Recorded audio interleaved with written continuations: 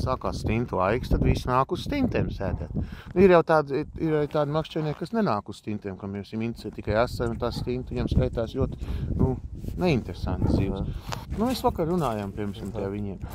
Es saku, kāpēc jūs brauc? Jums tur pat Klaipēdā, te, piemēram, te pat sēdēja kompānija, netālu attālu, atbraukuši kaut kur no Šauļiem. Tas ir 190 kilometri, ja? Labi, ir klaipēdnieki, kas brauc. Un kāpēc klaipēdniekiem nebraukt uz savu Klaipēdu? Pēc viņiem tur esot tālu jāiet.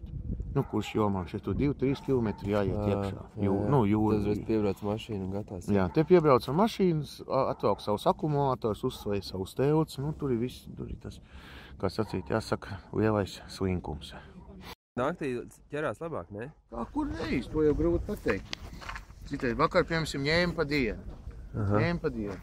Zēmpe saķēra pa 90, pa 100 gabalām, ja? Šī pašā mājiņā sēdot. Ja mēs vakarā atbraucām, bija kaut kādi 7:30. Tukšums. Nekā. Pagājuši gadu viens kaķis nāca. Es tur sēdēju. Viņš tik smuki atnāk, apsēžās un gaida, kad viņam kaut ko iedos. Viņš atnāk, nav copas, ko darīs. Nedos, taču sasaužu zivu kaķīti. Viņš apvainojas, aiziet pie citu. Tie padzana, viņš atkal nāk apakaļ. Tā te notiek.